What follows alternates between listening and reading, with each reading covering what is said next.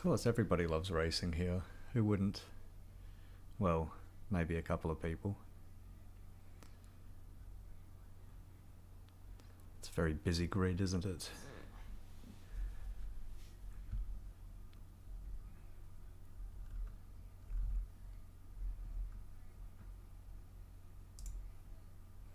Let's see if this is going live soon. Oh, I think we're here.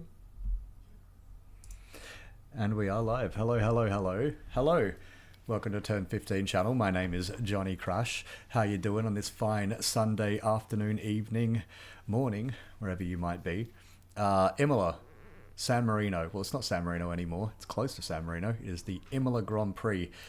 Round 7. F1 World Championship of 2025. We're back in Europe. The traditional start of the European season means we are at Imola. Looks like a lovely day in Italy today. An absolutely fantastic day. Barely a cloud in the sky. Nice, warm, sunny. Fantastic. Should be a cracking race ahead. There's Oscar Piastri on the TV. Our pole sitter for today. He's on pole. Verstappen starting second today. Russell third. Norris fourth, which is more or less the usual suspects you'd expect in the top four. And then today we've got Alonso in fifth, which is incredible. Sainz in sixth. Albon seventh. Stroll eighth. So Williams and Aston Martin both top eight, which is phenomenal actually for them. Williams have looked pretty good this year. Aston Martin, that's very, very strong out of them. It's a little bit of a weird qualifying. They had a little bit of tyre gambling going on, but it's paid off for them, so well done. We'll see what it does for them in the race. It's a decent position to start, and this track is narrow, and it's not the easiest to make a pass on, so let's see what they can do. Hadjar in 9th, Gasly in 10th, which again is kind of the usual suspects now for around the fringes of the top 10 now. 11th and 12th, Leclerc and Hamilton today. That is disappointing to say the least for Ferrari. That is pretty shit. A pretty bad effort. They've got updates on the car. There's more coming, but it's starting to get to the point where everyone is going to start switching off updates, looking towards next season and the big opportunity that comes there with the rule reset to create a whole new car that is a lot better than anything that they're running now. It's Oscar Piastri is climbing into his car. Not long now, about 8 minutes until lights out, so fantastic. Ferrari in a lot of trouble. There's an argument that maybe if they hadn't made a tiny little mistake on the Q2 laps, and maybe they could have gotten to Q3. But I think if they're flirting with the edge of Q3, it's not great. This is a team that really I was expecting. Maybe they were expecting to. I think they really were expecting to be fighting probably for an F1 World Championship this year. In fact, I remember predicting, rather foolishly now, that Charles Leclerc would be champion this year. He's already fallen so far behind. I think he's out of the fight. Now, it's not completely out of the fight. Let's remember last year, Constructors' Championship at least, this Grand Prix. Miami, in 2024, Lando Norris won, and it really announced his, I'm going for a championship. Now the McLaren's competitive. But Imola, I think, was really the start of McLaren saying, we are here and we mean business. They hounded Max Verstappen right to the end. It was a great follow-up to the safety car assisted win in Miami, which was still strong, but assisted. It was absolutely pure performance out of McLaren here last year. They're on pole again this year. They look fantastic. It's not that late to turn around a title charge, is what I'm saying. We're still only on round 7.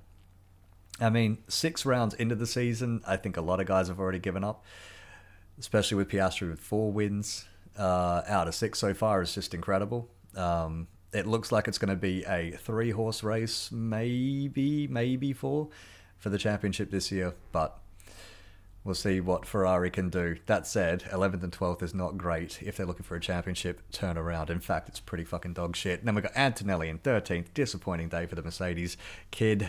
Really, really disappointing because this is his first home race in a Formula One car. So, you know, that stinks, but what can you do?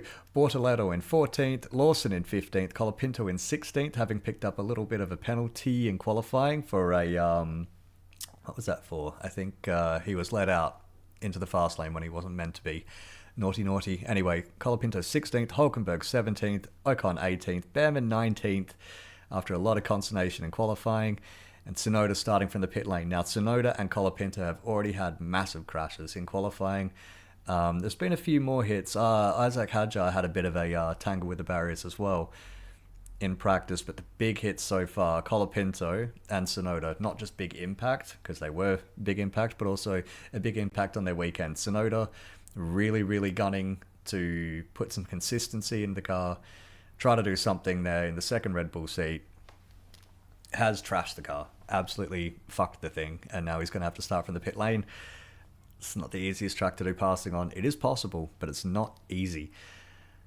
We'll see what Yuki can do from there, but it looks like another Grand Prix of just pure struggle for the second seat at Red Bull.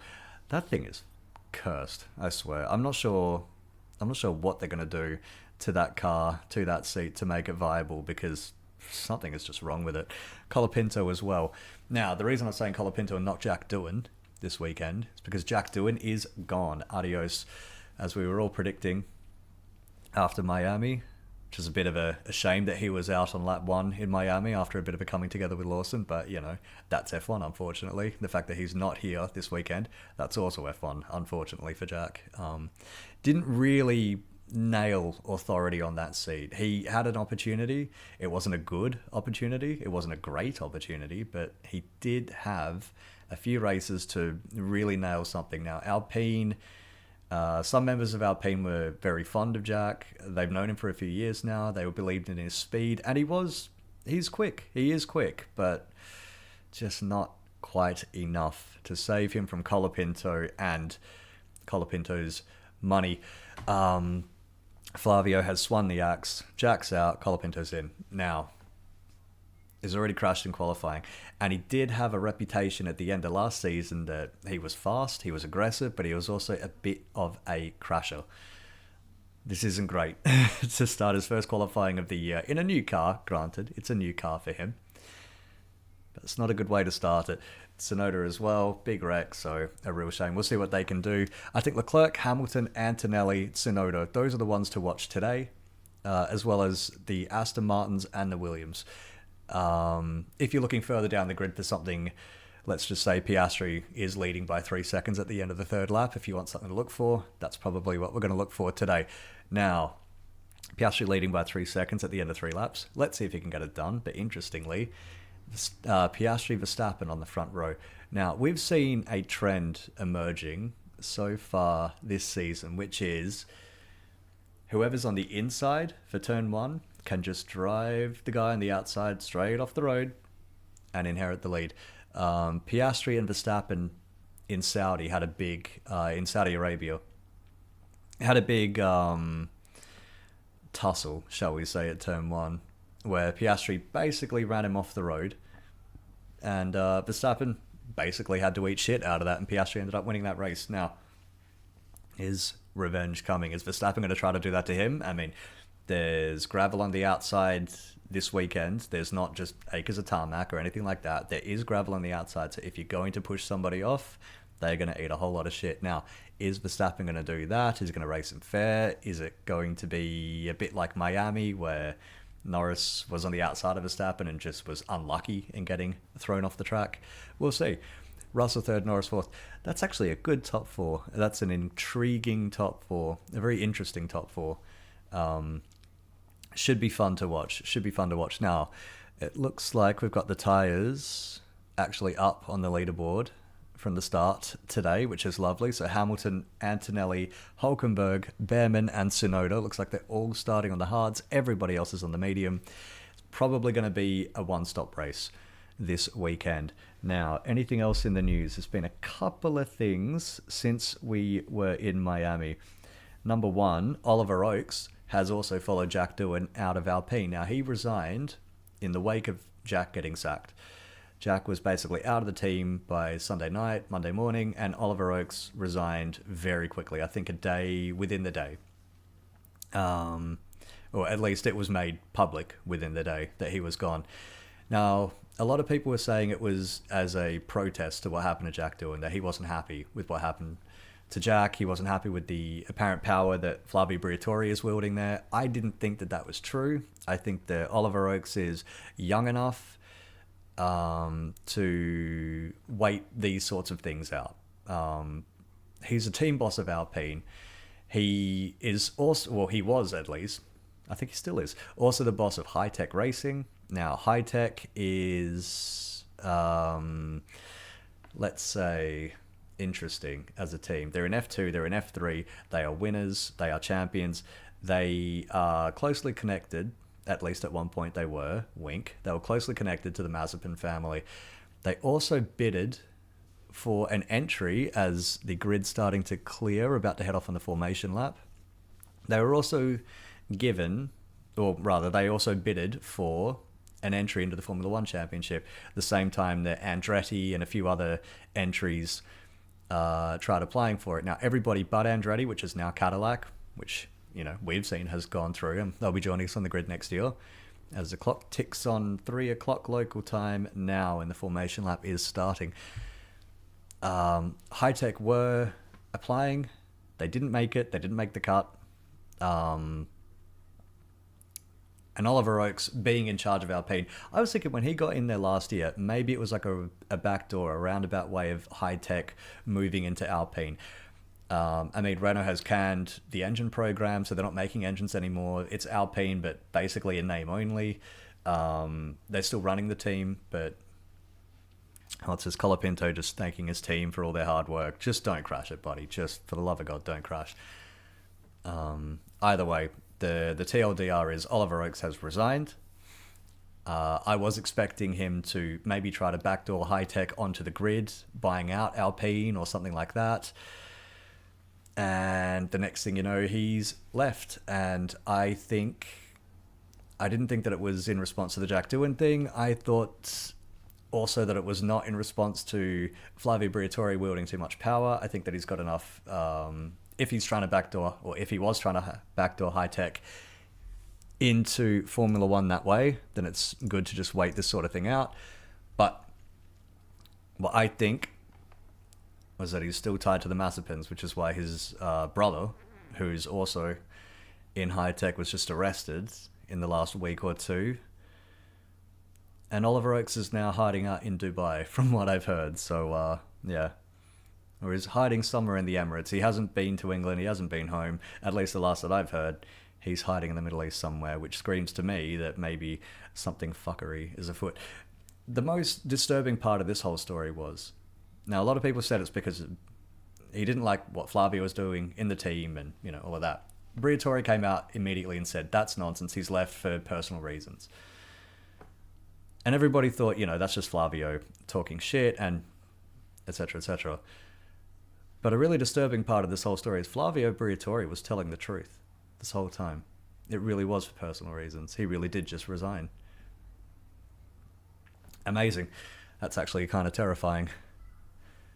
As Oscar Piastri is pulling up to the grid.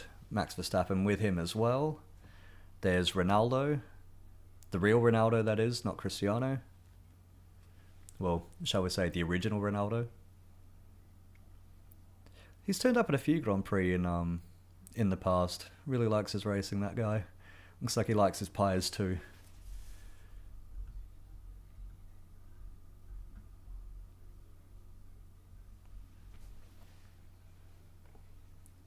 So, grid just forming up now. Either way, the important thing is Oliver Oakes is gone. And Flavio Briatore is now running that team.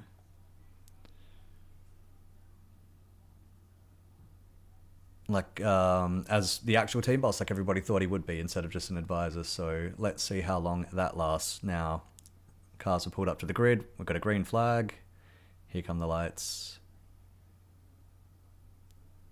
Or not. The flag's gone, the lights... Oh, here we go. 1, 2. That took a while. 3, 4, 5. Out. Here we go. That's a decent start out of Piastri. Decent start out of Russell. Max is struggling. Russell's right up alongside him. And look at George. He's going to be trying to get a draft off of Piastri. Now Verstappen's broken him away. They're side by side. Verstappen shoves him. Goes into the lead. Piastri back to second. Russell third. That is very forceful out of Max Verstappen. Absolutely what he needed to do today. Great move out of Max Verstappen. Not dirty either. Both cars stayed on the track. Oh, who's that? Charles Leclerc. Having a look at... That must be Pierre Gasly. Max is already stretching out. Almost a second. Almost a second out in the lead. That's a great start out of Max, I tell you. Everybody else looks like they've relatively kept it clean. Tsunoda's the only car that's trailing, but that's because he started from the pits. Everybody else running basically nose to tail.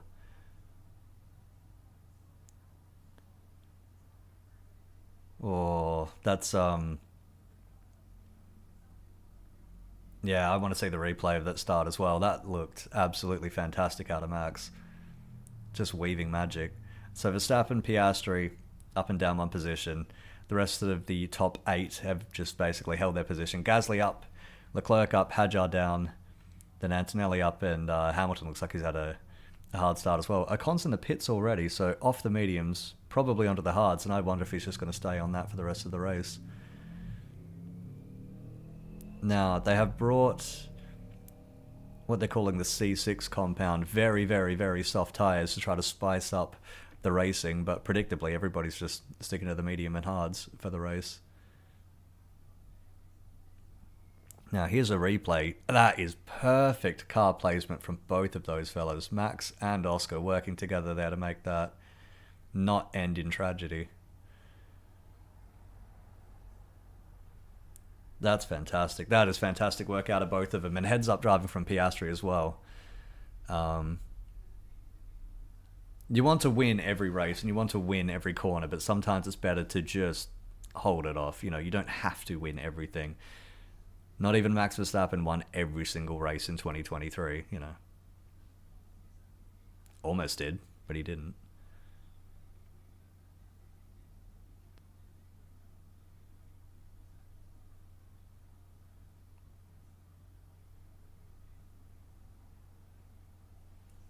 So, starting on lap 3, Ocon remains the only car to have pitted so far.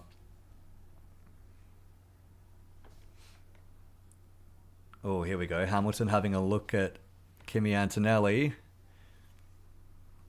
The Ferrari just tends to come alive a little bit more on race days, doesn't it?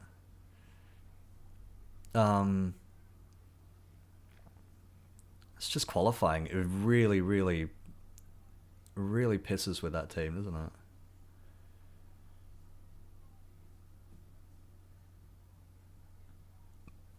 Oh, who's that? That's Charles Leclerc.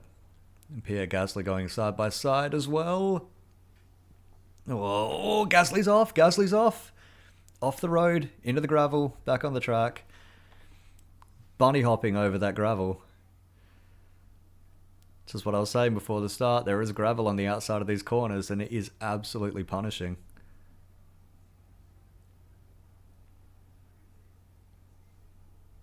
Oh, I want to see a replay of that. It looks like Gasly just didn't want to concede that corner at all. I mean, on first inspection, it didn't look like Charles Leclerc did anything egregious there. Wait for the replay, of course, but... So where's Gasly now? 14th place. Fuck. Oh. 9th to 14th. That's a big drop. I mean, Leclerc and Hamilton, I think, are both desperate to make anything work today. They want to do something for Ferrari. They want to do something for the Tifosi, but they really need to as well. If they want to do anything in the championship this year, they cannot keep losing this amount of points to Verstappen and the McLarens every weekend. Or to George Russell, that is.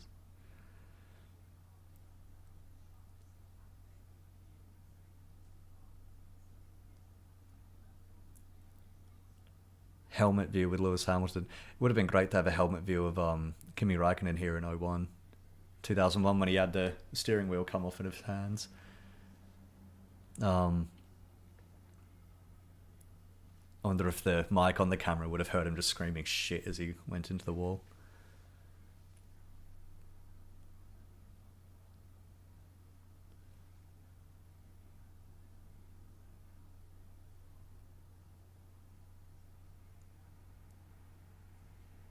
So everybody now is behaving a little bit better. She is quite it's quite well behaved from most of them, except for Charles Leclerc, I think, today. Now Stroll's next in his sights. Is Stroll going to be able to keep it on the road when Leclerc comes by? Can Leclerc get by? A lot of updates on that Aston Martin as well, and it looks like it's actually working quite well. I don't think Adrian Newey would have done anything to that car. Now, replay at the start. Look at that. The top five just really caught up with each other. Look at Max. Just absolutely killed that one. That was fantastic. That I didn't think he'd be able to make that. I thought that maybe he'd shot it a little bit too late on the brakes and he was going to go off. Now, George had a great start, a much better start than Max, but just there was nowhere to go. Held up behind the McLaren, and then you just see Russell not happy with Piastri at all. I didn't see anything egregious out of him. Alright, now what is this? Colapinto on board with... That looks like the heart. Oh, so that's why Ocon's gone in the pits. Is there going to be contact? No. Okay. Okay, so Colapinto's just been passed. I thought... Oh, and that's a replay of Charles Leclerc throwing Gasly off. Yeah, I mean, fuck Pierre. That's what the brakes are for, mate.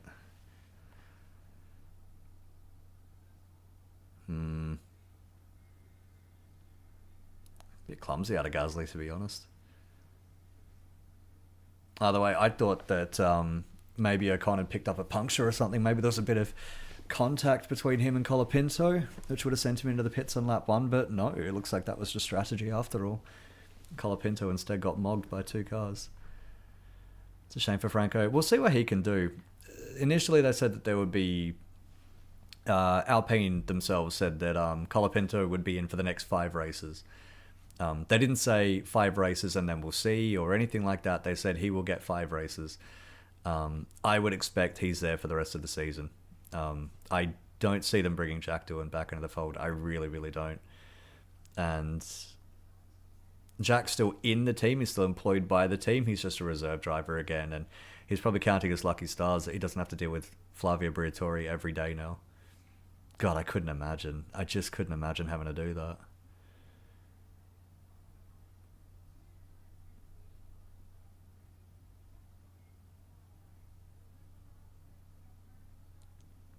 Tyres are better than expected, says Leclerc. And that is news, because they're Pirellis. I didn't expect anything out of them.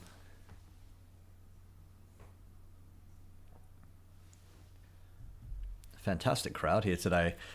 Could be the last race at Imola. For the time being, at least, but it really, really could be the last race at Imola. From here on out, there's a lot of tracks that want to join this series, and I don't think Imola goes beyond this year. I don't think F1 is that keen to have 2 races in Italy in a year. Although, I mean, if they sell out, and if they're paying F1 to be there, then what's the problem? But it looks like Imola might be done after this year. I think it's a shame that they never raced here. I'll put it this way. The place looks fantastic. It's green, it's lush, it's wonderful. But that one race that they did here in 2020 in, when was it? Like October, November-ish, I think. And it was cold, and I understand why the promoters wouldn't want to do that anymore. Oh, look at this DRS train that's going. But it looked absolutely fantastic. Like the whole circuit, the town with all the autumn leaves and stuff like that, it looked brilliant. Just a little thing that I always wanted to see again, and it looks like we never will. That said, after Imola fell off the calendar, back in 2006, I didn't think we'd see it again after that anyway. It took fucking COVID to get Imola back on the calendar, so we'll see whatever plague puts it back on the calendar after this. So Norris here, trailing right behind George Russell. He really needs to get rid of. He needs to get rid of that Mercedes. And he needed to do it yesterday. I mean, yeah, he's falling. He's falling. What, 3 seconds now? Oh, that's Colapinto going a little bit wide. Did everyone just piss themselves with excitement too much over Franco Colapinto, I wonder? I tell you, he had a couple of fantastic races. At the end of 2023. He really did.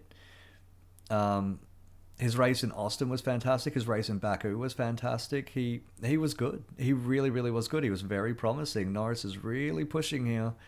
George Russell. Russell went really deep into turn 1 there. Oh, side by side. It's not going to work there. At the Villeneuve chicane, it's not going to work. Up to Tosa. Norris is still well behind. Half a second. I mean, this is what I mean. It is hard to make a pass. It's not impossible to make a pass here, but it is very, very hard. It's an old school track, which means that it's quite narrow. It's not used to these cars that are as wide as a fucking 747. And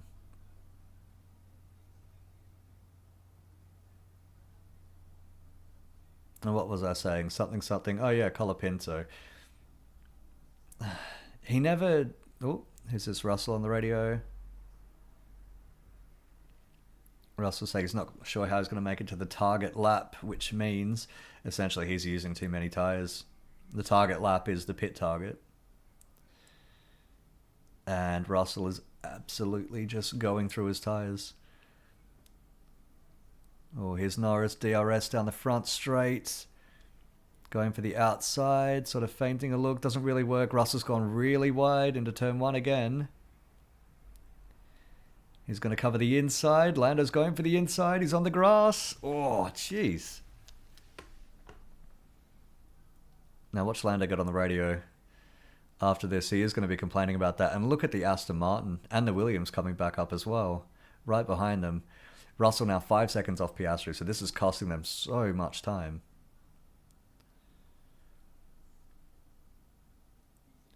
This is about the worst case scenario for Norris. Needed to get past that Mercedes. Really, really, really did. I mean, really, he needed to beat it off the line. He just drove on the grass. He did. Yes, George, we all saw that. George is trying to take my job. He's just singing about what he sees. 5.5 seconds now behind Piastri. Oh dear. Now, it's only lap 10. It's not like this is unrecoverable, but it does make it very difficult to make up 5.5, probably 6 seconds by the time he does get by, and that's assuming he gets by now, which is not guaranteed to. DRS still open. Here we go. Leclerc's in the pits. Heading for turn 1, around the outside, trying to do the max. Can't quite get it done. The tyres just don't have the grip anymore for that. Oh... Lando now trying for the outside at the Villeneuve chicane. It's not going to work. Oh, is it? That's fantastic. What a pass. What a pass out of Lando Norris just there. Whoa, that was fantastic. Around the outside. At Villeneuve, around the outside, which then gave him the inside for the second part. That is just brilliant. That right there, that was a good pass. You know, I've been looking for little moments of genuine championship drives out of Lando Norris this year. That was a championship moment right there. Now, here's a replay of that. Just bossed it. Absolutely bossed it around the outside there. George Russell just doesn't have the grip left. And now it looks like Lando has already started to leave him behind. 1.1 seconds.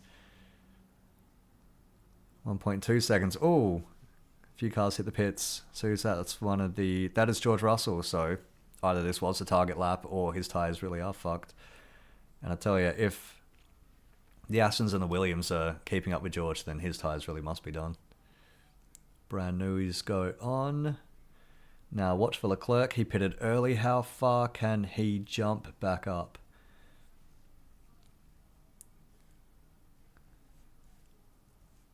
Oh, Ted's saying that they might actually end up being a two-stop race. Look at Leclerc. Here he comes. He stopped early and he's jumped. That is a hell of an an undercut, rather. That's a hell of an undercut. Leclerc pitted from what, 9th? And George pitted from 4th. That is phenomenal. Holy shit, everybody pit like Norris. If I'm Lando Norris, I jump in the pits like now because that undercut is just incredible. Piastri, plan A is very ambitious at the moment, aka he's going through his tyres. Plan A is probably a one-stop. Either a one-stop or trying to push the mediums further than he thinks that they can go. Whoa. Great pass by Norris. Jeez, I'm still salivating at that. That was fantastic.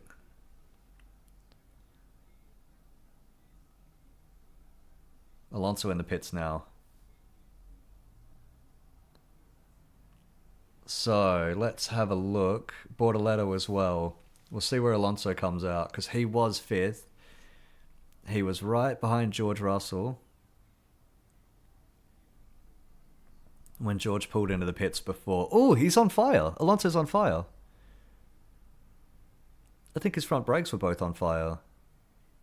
Okay, Leclerc has already got by him. Looks like Russell's got by him as well. Now, is Sainz going to make it 2? Can't see because we're looking at Lewis Hamilton for whatever reason. Looks like Sainz does not make it by him. Oh, Lance Stroll really pushing the edge there. Dropping just a part of a tyre on the gravel there, Lance. It's Alonso currently out in 15th, so he's stayed ahead of Carlos Sainz. But he's behind Russell. Fair enough. But Leclerc, that is incredible out of Charles Leclerc. Absolutely insane. Piastri in the pits. Well, that means he's going to be staying ahead of Lando Norris. Either that or they're going to have to go for a different strategy. Ooh, that's slow on the front right. Very slow for Piastri. Slow stop. 3.6 seconds. Ooh, not great. It's about a second, maybe 1.3 more than you'd really want to be stationary.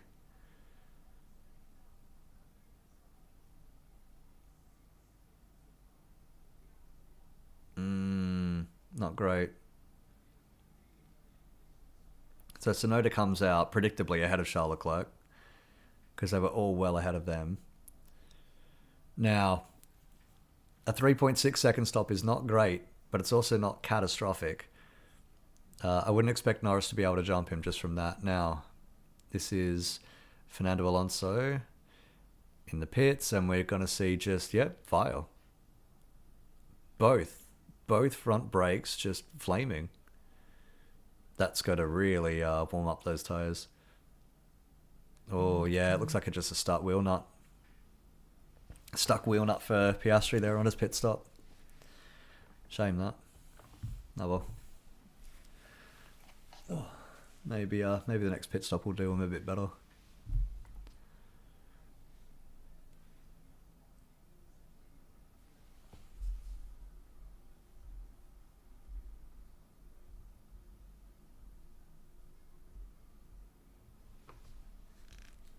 Stroll in the pits. So Verstappen and Norris are still going. Albon, Hadjar, Antonelli, Hamilton still going on.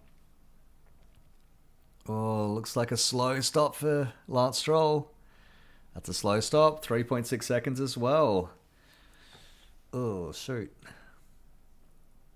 Yeah, not great. Now, where is Alonso? So Alonso's come out behind Carlos Sainz. Is Stroll going to at least clear Pierre Gasly? I'd assume so. No, he hasn't. He hasn't.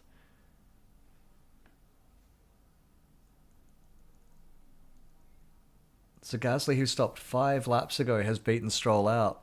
That's, I know a lot of people want to clown on Lance, but that's an amazing undercut for Pierre. Like, that really is amazing.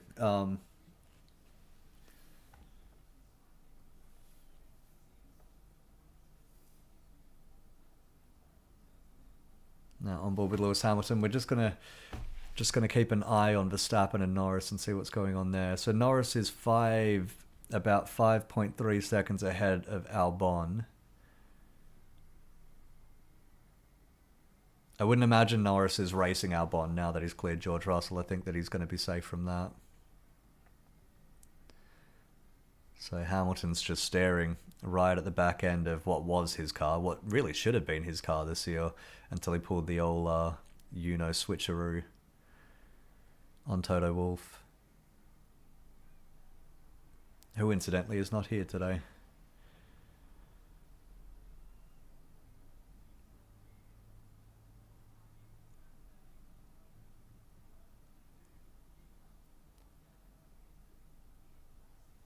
So, looks like there's about 20 odd seconds now between Norris and Piastri. I would assume Piastri's going to keep second place, but 30 seconds to Verstappen. That's a lot of time. I think Verstappen is going to keep the lead after all. Now, the big thing for Piastri now is the car he's coming up against is Yuki Tsunoda. Yuki Tsunoda, who is running the same tyres that he started on. He hasn't pitted yet. But will Red Bull just sacrifice Tsunoda's race to keep Piastri back there? And by that I mean, was Tsunoda supposed to stop soon? I doubt it. But are they going to tell him to just give Piastri a hard time? Generally, if a faster car is coming up, if a leader is coming up behind you and you're mid-pack or worse, you would try to get out of... Well, you wouldn't fight a car. Even for position in the pit stop shuffle, you wouldn't really fight a car too hard because it's just... Tsunoda radio. Yep, and there's the call. Tsunoda told to hold up Piastri, so that was it. That's what I was just saying. Generally, if you're a car back there, then you wouldn't fight that hard against what should really be the top 1 or 2 car in the race, because you're probably going to end up losing that fight and you end up just costing yourself time and tyres. So you wouldn't fight it. Unless the team tells you not to. Unless the team says, yeah, Piastri behind you, just fuck with him. Just mess with him. This is, I guess, another way that Yuki can keep onto that seat. The thing is, Yuki, I think, is pretty safe in that seat, unless things are very dire by the time they go to Spa, Monza, or whatever. I'd say Yuki is definitely going to be safe in the seat for the rest of the year.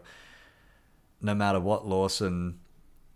And what's Lawson doing? 18th, so nothing. No matter what Lawson does, or no matter what Hadjar does. Now, this is Tsunoda and Piastri keeping it real close. Oh, yeah. And Piastri right through, so... I mean, there's not that much more Yuki really could have done there. That car is quick, and Piastri is very, very quick. Fundamentally, he's quicker, and he's on much, much younger tyres, so...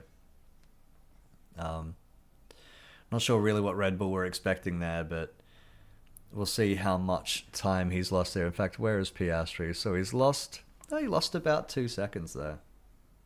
So it's something. It's definitely something.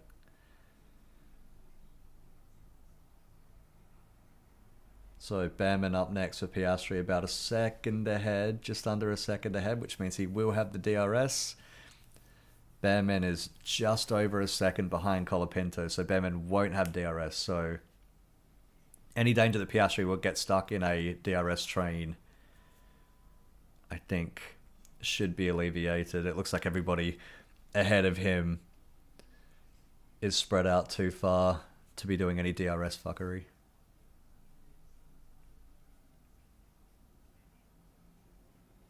Oh, here he goes. And straight through on Behrman. God, the DRS really does make passing easy, doesn't it? Actually, it's the last year of Imola. It's also the last year of DRS, isn't it? Because we're getting... what are those fucking modes called for next year? X and Y, or attack and something, or sun and moon mode, red and blue mode. Fucking gold and silver mode, I don't know.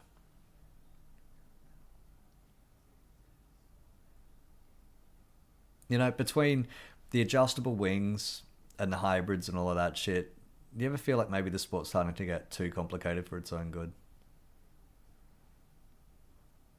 Oh well, whatever. I won't be one of those. I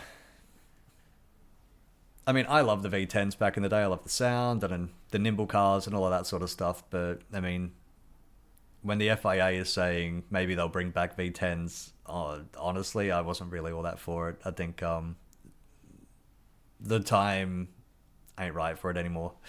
The world's moved on, and the cars have moved on. They're much bigger now. They're fatter. They're heavier. Um, they're limited in the amount of engines that they can run, so it's not like they're going to be running screaming V10s at 20,000 RPM. They would limit them with the fuel flow. They would limit them for reliability. They would be limited anyway more than before because they have to try to push an extra 200 or so kilos along.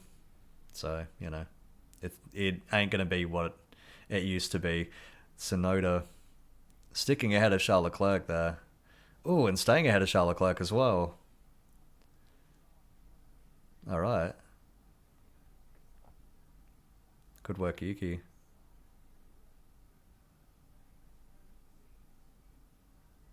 As Piastri disposed of Colapinto quite easily, Tsunoda is keeping the Ferrari behind him. Norris radio just saying, clear air, go long. That's the key to his strategy. Which is kind of in no shit territory now. I mean, if they were going to stop early, they would have stopped already. It's Piastri, 6 laps since his pit stop.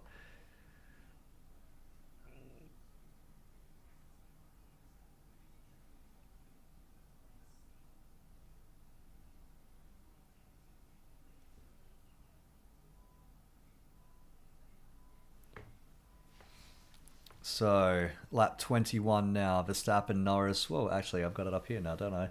Verstappen, Norris, Albon, Hadjar, Antonelli, Hamilton. That's Charles Leclerc going by Yuki Tsunoda. Good work, Charles. Just around the outside into turn 1. Science radio just telling him. Alright.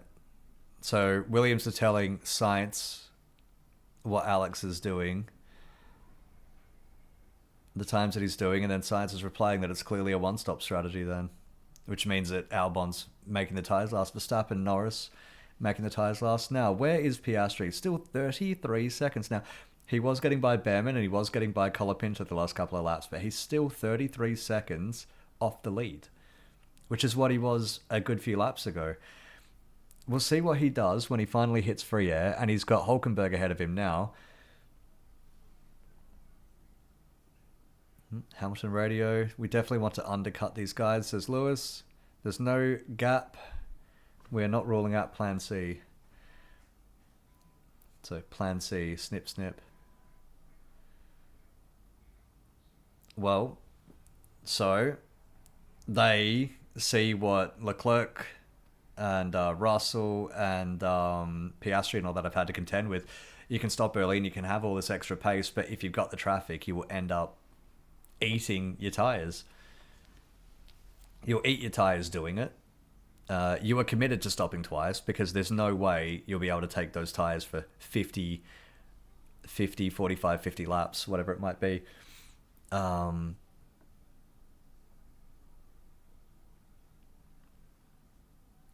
it really might be a one-stop after all, which means a lot of these guys who committed early, so Leclerc, Russell, Sainz, Alonso, Stroll, looks like they're might actually be up shit creek now. Piastri as well. Piastri might just be trying to recover here because if everybody has to stop, the rear track rod or something is broken, the rear's moving even on a straight line, says George Russell. Fuck. All right. Well, that car sounds fucked then. Ugh, that's a shame. That's a real shame. It's a real shame. Alright, well, somebody's broken something. I wonder if you had somebody sneak into the Mercedes garage, like Sebulba, just start pissing around with George's car. Either way, who's that ducking in the pits? It's Franco. Colapinto. So he's pitting from 8th place. Now, it's about lap 23, so I would say Colapinto could well be, as Behrman gives way to Charles Leclerc. And Charles goes through Tamburello. Colapinto looks like he will be the first of the one-stoppers, I would imagine, if he's going on hards after this. 40 laps on the hards from here isn't unfathomable. That's what I'll say.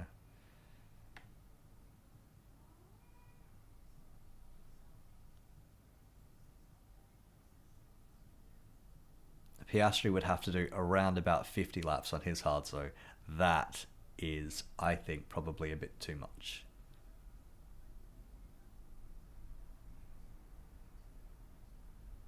Wait. How's my maths? Yeah, somewhere around 45, 50 laps. That's a lot more difficult. Looking through the data, struggling to see anything at the moment, is a reply to George Russell from Mercedes. So he feels something. Mercedes say they can't see it, which makes me think something is there. Something could be there. Maybe he's feeling something that's about to let go. Maybe the tire characteristic is giving him a false sense that something's broken. I mean, I would generally accept if a driver is telling me that something is fucked on the rear and that he could feel the car moving around where it shouldn't be. I mean, I kind of accept that that's true. I wouldn't think that he's just making shit up.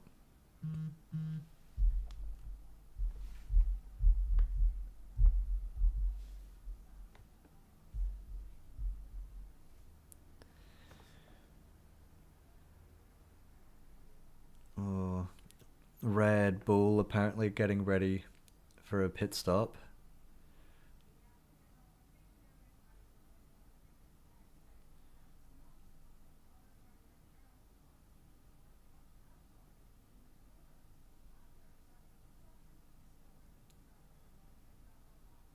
You know, I'm surprised that Aston Martin did not split their strategies.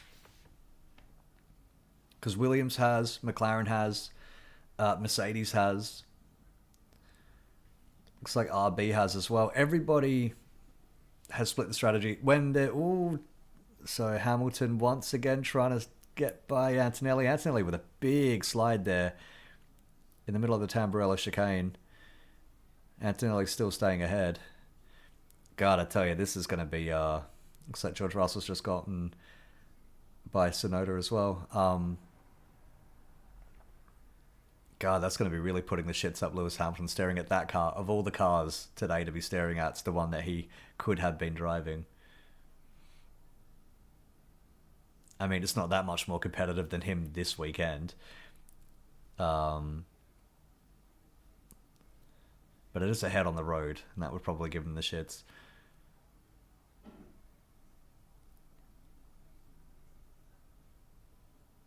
So this is a replay of Russell going by Yuki Tsunoda. Yeah, pretty bog standard move there. Basically ahead of him before they even get to the Tamburello chicane. Now, what was I saying before? Look for Piastri when he hits clear air, and he's got clear air. He's still about 32 seconds behind. He's still about 32 seconds behind. Now, he's right behind Lewis Hamilton. He's just not really getting a lot of clear air here, side by side with Lewis into Tamburello, and he makes it work. So, good pass by Piastri there. Hamilton, I think, didn't really want to force the issue, which is what I was talking about before.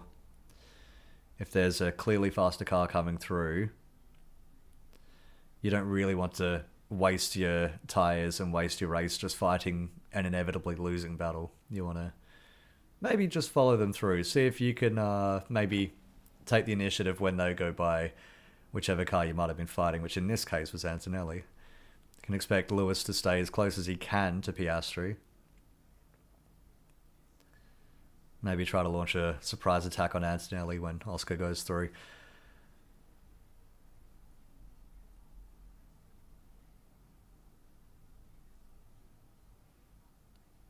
Now, it's still 33 seconds. Piastri's just, he's not really getting any sort of clear air at all. I think maybe Mercedes was not Mercedes, sorry. I think McLaren were expecting everybody else to start pitting. I think they were thinking everybody would start going, especially looking at Leclerc's undercut, that they would all fall into the, as Oscar goes around Antonelli. Again, it's a bog standard move around the outside and pass before they even get to the Tamburello. This looks like Charles Leclerc's making the same kind of move on Hulkenberg, and he is well ahead before they get to turn 1.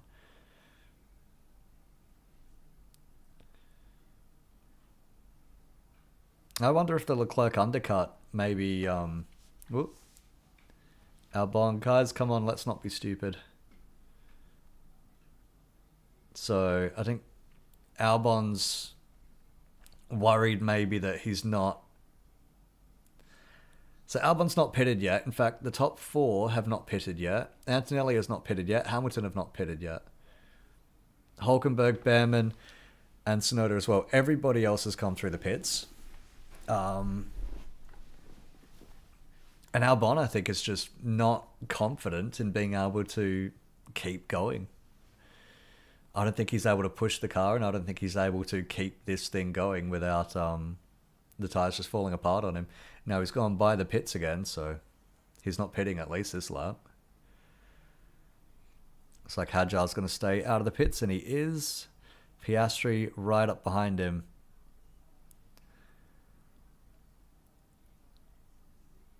And Piastri by Hadjar. There he goes. Hadjar not fighting it. I don't think Hadjar's got anything left in those tyres. They are old. Old. Incredibly old.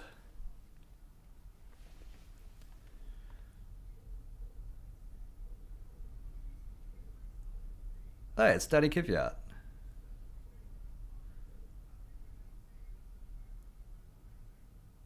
Yeah, in the Williams garage for some reason. Probably never wants to set foot in a Toro Rosso garage again.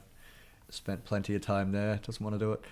So Verstappen, Norris, Albon, top 3 still haven't pitted. McLaren. Oh, here we go. Norris, box.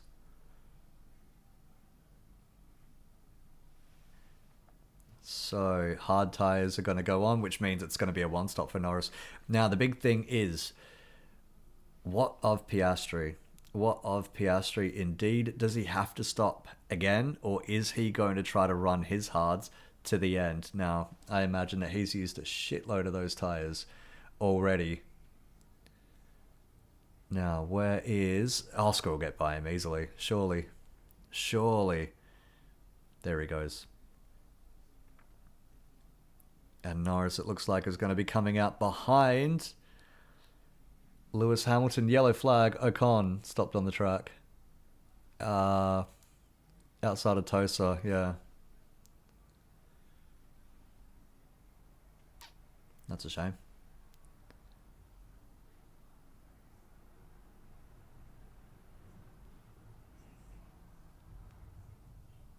Oh, a VSC. Okay, well, Norris, I think, pitted at a very inopportune time. Now, is Piastri going to jump in the pits? It's a VSC, which means... Oh, Verstappen is boxing. Okay, so this is basically a free pit stop. Verstappen, Albon, maybe even Piastri. We'll see. I would assume Piastri might end up coming in here. Hadjar's definitely going to have to. Antonelli will pit. Hamilton will pit. Norris has pitted, so he'll follow... He should go through on almost everybody there. But critically, Verstappen is going to stay in the lead. Now, Verstappen had about 10 seconds over Norris in second place, so I think Verstappen leading after all is said and done is basically just a given. Yep, there he goes. Albon into the pits. Now, it's going to be... Leclerc just bemoaning his bad luck. Yeah, he really didn't need... Yeah, he really didn't need a safety car to make his strategy work. Piastri's gone through, which is surprising. I would have thought maybe Oh, I would have thought that maybe. Look at that. So who's in the pits? Albon, Hadjar, Antonelli, Hamilton, Leclerc, Hulkenberg, Behrman, Russell, Tsunoda, Sainz. So everybody's pitted. This is everybody who was on a two-stop. This is basically the free pit stop for the second round. When it became obvious that half the grid was going to be sticking to the one-stop strategy, I think this two-stop probably stopped working. However,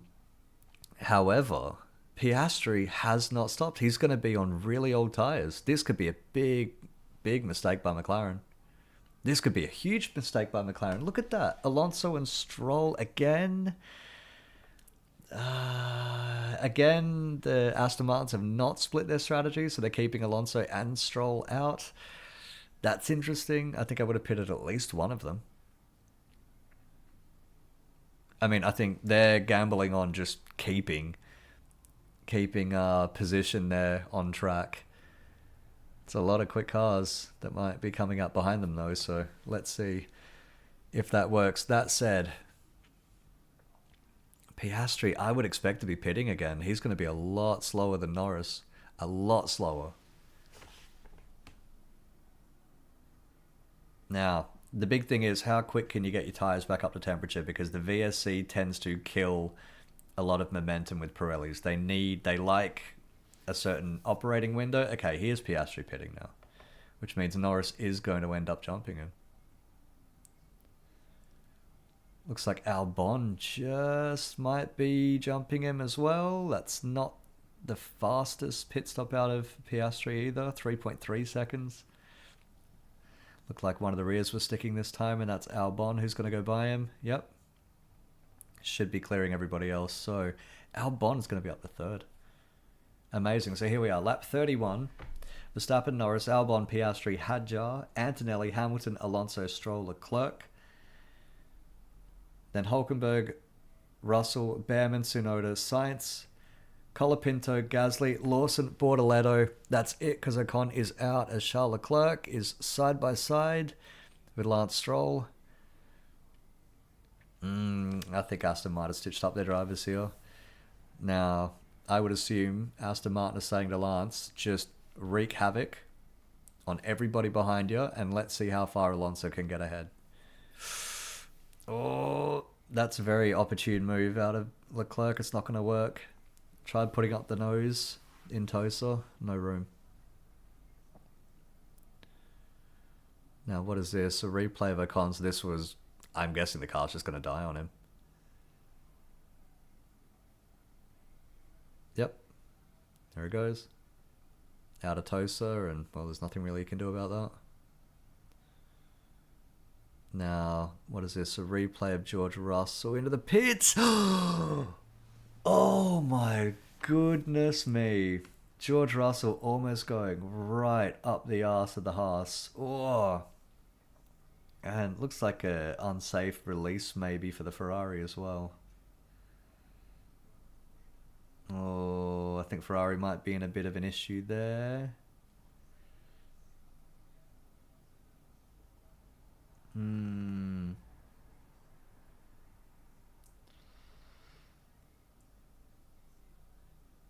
Oh. Well, let's see how this all plays out, shall we?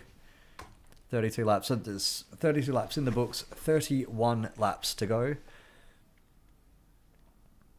I'd say everybody who is going to pit, Behrman's in the pits now, so we'll see what that's about. But everybody who was going to pit has probably pitted now.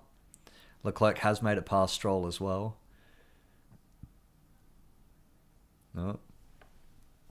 Behrman is pulling into the pits to retire after all, so that's a shame. Not great out of Haas today. Not great out of Haas this weekend, to be honest. Well, no.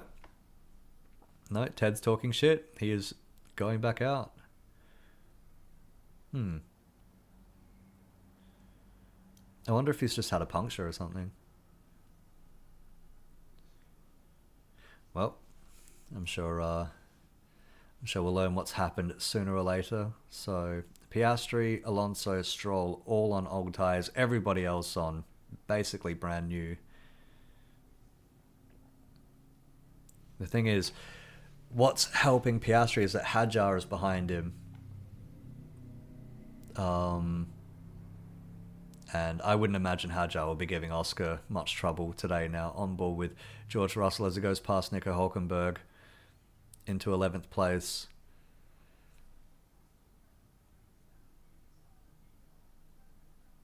And Leclerc has gotten past Alonso as well, so Aston Martin, fuck, I think they really blown it here. I mean, I guess they had to roll the dice or do something because their two-stop strategy didn't work. And it's the thing, I mean, it's a shame for Leclerc, it's a shame for Sainz back in 13th, it's a shame for Russell back in 11th, you know. The two-stop just didn't work today. If everybody bought into the two-stop, it might have worked because that undercut was mighty. Oh, Sainz and Tsunoda. Sainz complaining about Tsunoda, saying again he touched me like in Bahrain.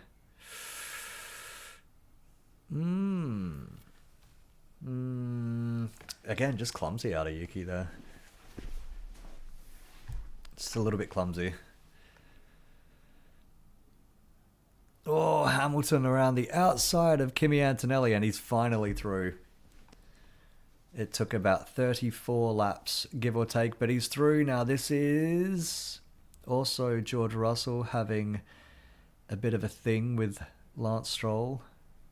Not like that. Good grief.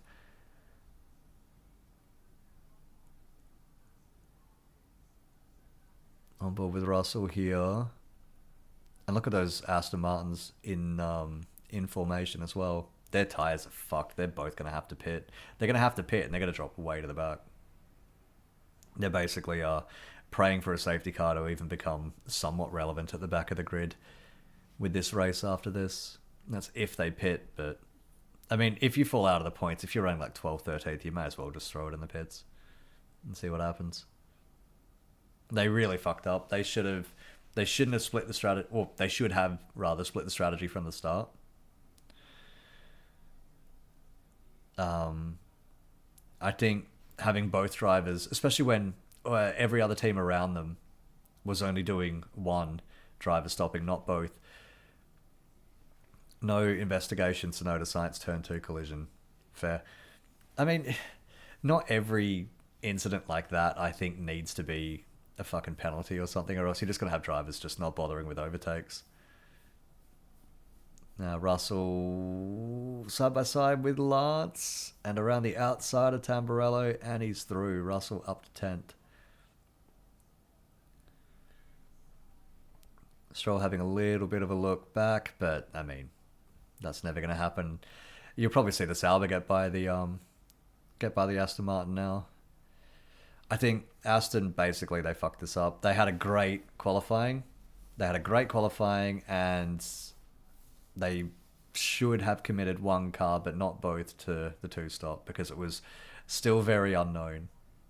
It looked like a plan B out of a lot of drivers, the two-stop, and they thought they'd try it, and it looked like it might have worked, but not everyone bought into it, and then it collapsed. If they had at least split those strategies from the start, they'd be in a lot better place. I think they'd be up around where Hadjar is. Actually, they would even be up around where Albon is, surely. Because Albon's not past anybody on track to get there. You could have had an Aston Martin podium today. Oh, Hamilton around the outside of Hadjar. Alright, Lewis is coming alive then. 5 seconds. There is something to do with Ferrari and Lewis Hamilton on medium tyres. He just comes alive in the race. Like, late in the race, if he's on mediums, especially new ones, he comes alive. Now, Hamilton is 5.3 seconds behind Piastri, so is that the ceiling, or can he do something with Oscar? Oscar did end up stopping for tyres, remember, so... McLaren at least had the good graces to fix that. Not just leave Piastri out there hanging. Unlike, for example, the Aston Martin. Stroll has been passed by the Sauber as well. It looks like Hulkenberg's going to be going after Alonso for 10th. Could Alonso... Nah, he's not going to be able to hold him off. Hulkenberg could end up scoring points here today. And Science isn't that far behind either. Now, I don't know if Science has a damaged car. That's Russell getting by Alonso into ninth. It's about as easy a pass as you're going to see today. Very, very easy. Now this is Charles Leclerc. Having a look at Antonelli. Just doesn't quite get it done. I mean, I feel for Leclerc. I feel for Sainz. I feel for Russell. They both had, well, as Sainz gets past Stroll, easy as you like. They both had decent P5 on the road. Awesome. Radio 2 Hamilton. Had to use a lot of tyres to get through those two, says Lewis back. So, yeah, now 7 seconds behind Piastri. That's the ceiling. P5. It's over.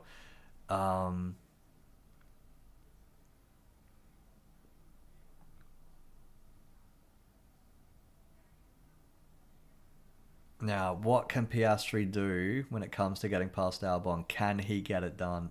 It's a, you know, both the Astons and Carlos Sainz are going to look at Albon in third, and they're both going to think, or all three of them rather, are going to think, we could have been there. It could have been us in third place.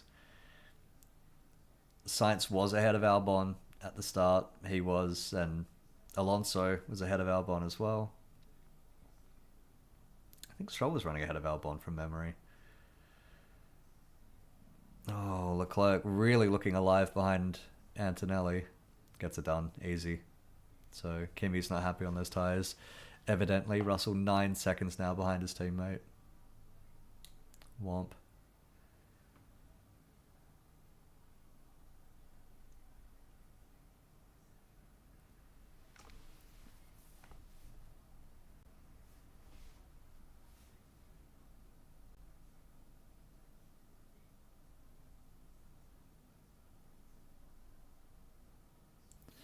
Antonelli's already dropped 1.2 seconds behind Leclerc. Something might be wrong with that car, honestly.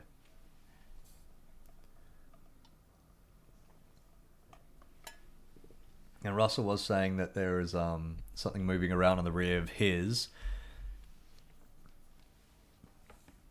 I don't know if maybe it was just the maybe the tyres were wearing oddly and giving him a weird feeling. Or maybe it's still broken, who knows. Something we'll find out after the race. Now this is Piastri. Now 0.8 seconds behind Albon, so he's got the DRS. I think Piastri's going to get this. The Albon is about to put on a clinic.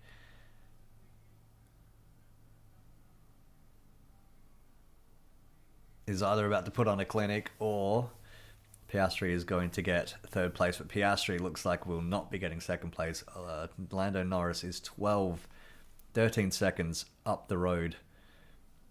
Oh, Hulkenberg with a move on Alonso. That was a decent pass. You know, it's always amazing to see a Sauber doing anything lately. There was a time when they were actually a decent team. Every now and then they'd be 5th in the championship, or remember in 01 they were 4th in the championship. Wow. Turn 7 incident. Albon, yellow flag, is being investigated, or noted at least. So this is Tsunoda going past Lance Stroll.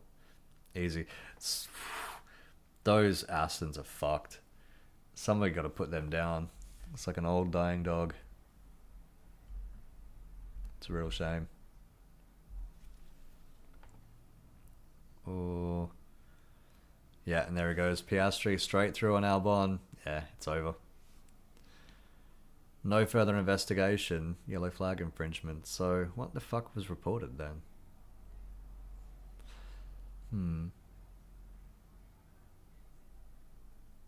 Either way, Verstappen, Norris, Piastri, Albon, Hamilton, Hadjar, Leclerc, Antonelli, Russell, and Hulkenberg. That's how it runs. 23 laps to go. Sainz about to get past Fernando Alonso. There he goes. Into Tamburello. Looks like the favourite overtaking spot today. Everyone's putting moves into turn 1. They've fixed this track from what it used to be in when they last stopped going here, so like 2006, I think it was like 94 to '06, when they just littered the thing, 95 rather, to '06, when they just littered the track with chicanes and the ones that you see at Tamburello and Villeneuve now. I understand why they did those, especially back in the day. But one of the best things that they did with this track when they relayed it, revitalized it, did the new pit building and all of that, one of the best things that they did was straighten from the last corner, what is now the last corner, through to Tamburello. It's just this really long straight now, like a curvy sort of straight, but like a really long flat out blast. Oh, Charles Leclerc on Hadjar, easy. Again, Tamburello pass. Getting rid of that degenerate chicane that used to be right before the start-finish straight is one of the best things. I mean, you can even see the remnants of it now that they blast by when they're going through just past where the pits are now. That corner sucked and always sucked, and it was so rare to have any moves at all in a race. Even with a car that was a lot faster than the one ahead of it, it was so rare to have overtakes here. But just doing that, just getting rid of that one corner and straightening it, has made this track so much more enjoyable to watch.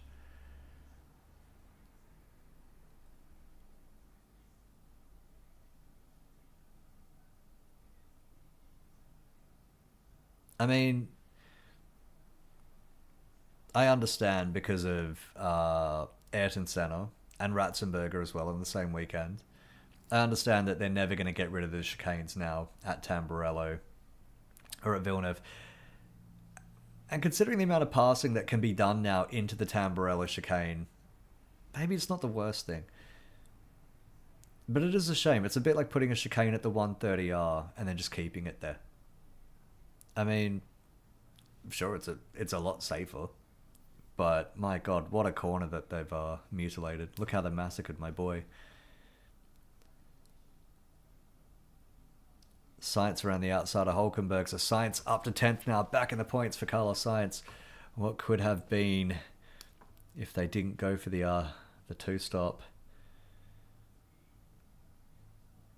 It's a shame. And you know, this track is historic. It's old, and it's had a lot of history. A lot of history. And in a way, it's going to be a shame when they stop coming here, because it looks good. It's Kino track. And the racing, I mean, it's a clear day. It's not like the tyres are falling apart or anything like that. It's not raining, so there's no lottery like that or anything coming, or one of those wet, dry sort of races. And it's still decent in terms of passing. All right, so Verstappen's 18 seconds in the lead now. I think that's just max.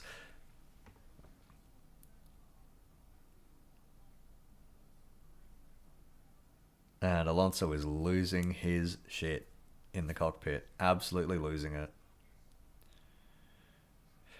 The weird thing is, they might have piped, like Drive to Survive, they might have piped that radio call in from almost any season of the last 10 or so years. Franz Hermann for the win. Actually, that's something now that there's only 19 laps to go. Max Verstappen having fun in a GT car as part of his own GT team at the Nürburgring in the week. Apparently was going very quick. Which makes sense because it is Max Verstappen and he just tends to do things like that. Now, this will put him, looking at those championship standings, it'll put him about 20 or so points behind Piastri in the title fight. Now, radio for Gasly. Pardon me. Thanks for that. It's because they swapped positions, Gasly and Colapinto. Fair enough. There's Briatore. Cue the Imperial Walk music. And is this just a replay of Gasly? Yeah, it looks like Colapinto's just come right off the gas on the straight. Yeah, Gasly's just going to go right by him. See ya. Now,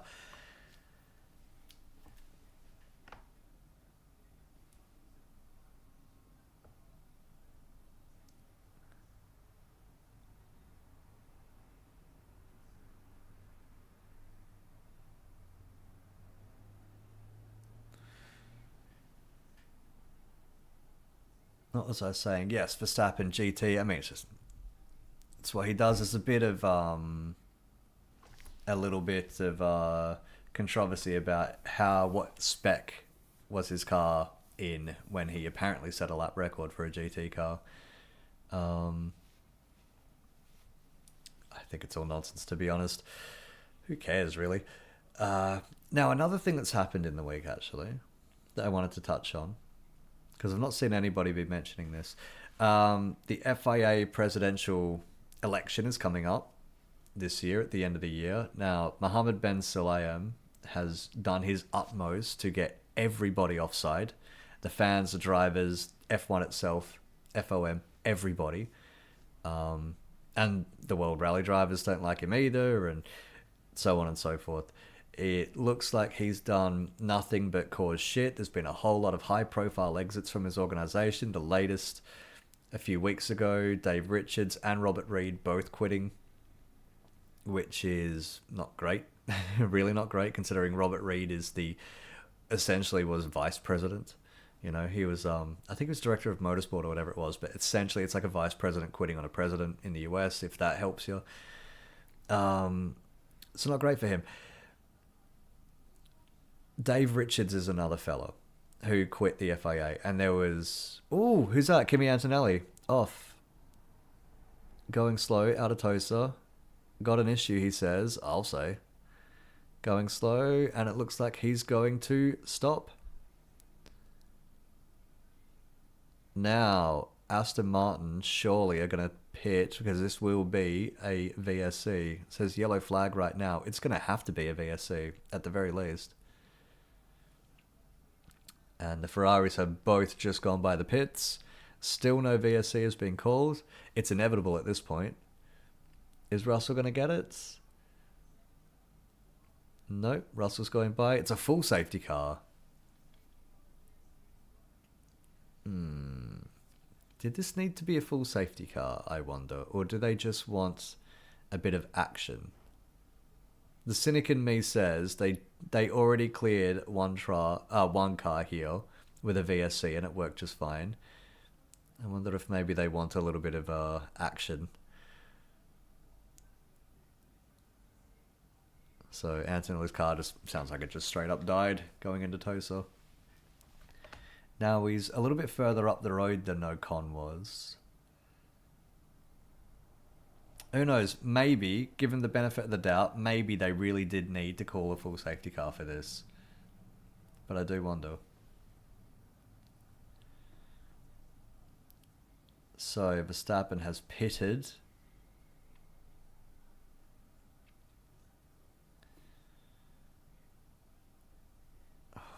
Now, Norris is pitting as well, so Verstappen has pitted, which is basically a no-brainer because he's got a massive lead and he can do that. Norris is pitting, that's a slow stop. That's a very slow stop. 4.4. Leclerc being told that he has to stay out because Ferrari don't have a tyre to send him through to the end.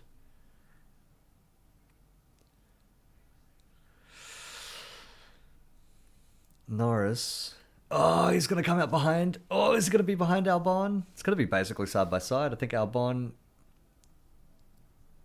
Now, it looks like Lando Norris did get to the safety car line first. Now, Hamilton has got tyres, so he can use them. Either that or he's just pitted, and they're just loading him with whatever. Still got the new tyre sheen on, so I'd assume Hamilton has at least one set of tyres that can go to the end. Hadjar in the pits as well.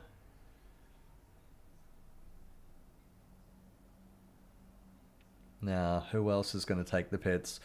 Surely the Aston Martins will pit. Surely they will. I mean, I think it's going to put them both to the back, but you'd have to at this point. You really would. And Alonso's in the pits.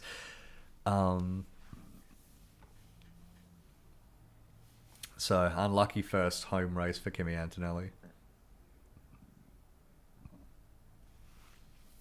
And an unlucky only Imola race for Kimi Antonelli unless COVID makes a comeback and this track ends up on the calendar again one day.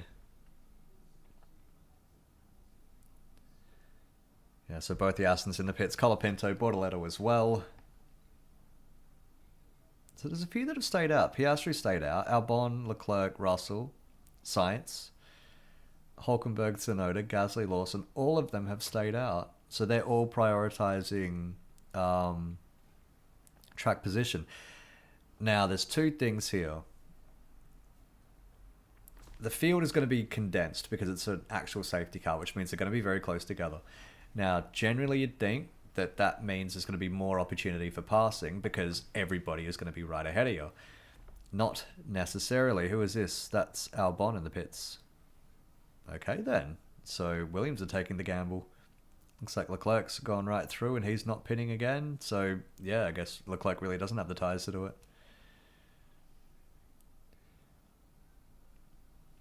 Now, what was I saying? They're all going to be really close together. Now, you might think that that's good because the cars who were many seconds ahead of you have all been brought back. That's great. However, there is a danger at this late in the race, it could turn into a DRS train, in which case pitting for new tyres isn't that advantageous. You're going to be in a lot of dirty air with a lot of other guys around you. Hopefully, if you're one of the cars that's pitted, hopefully you can just get through it. You can clear them and overtaking isn't going to be too difficult. If you're a car that hasn't pitted, then you're gambling on track position being able to help you. Like if you make it hard to overtake, then it will be relatively safe. You know, you shouldn't be getting overtaken.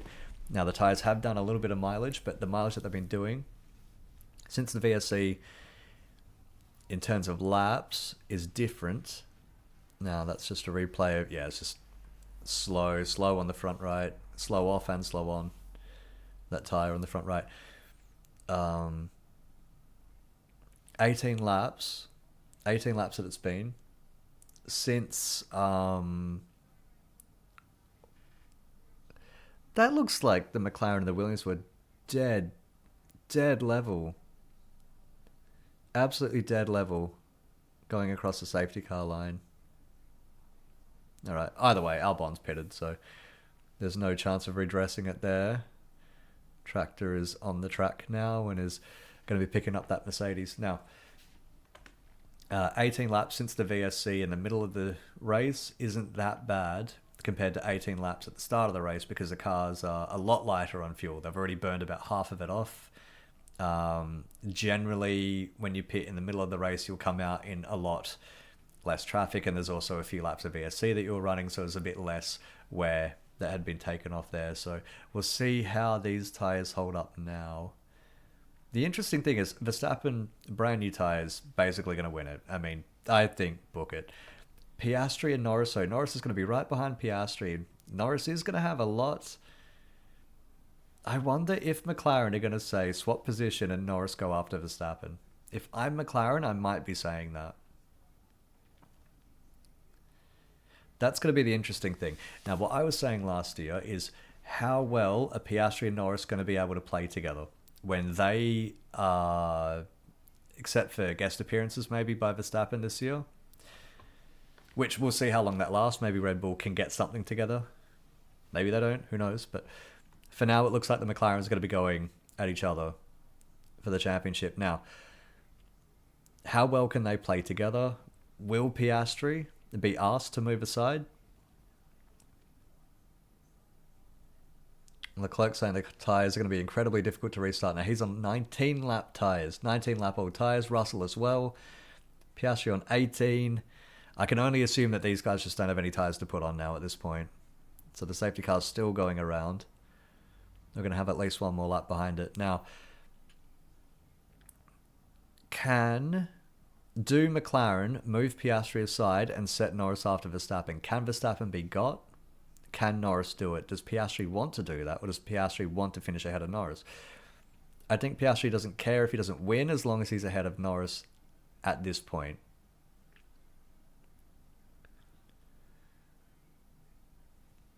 Lando on the radio saying Oscar's tyres are dead. And he's not going to be... Yep. Okay, so Lando's asked going to be let by there. Just what I was fucking saying. If I was McLaren, it's exactly what I would be doing. That is exactly what I would be doing.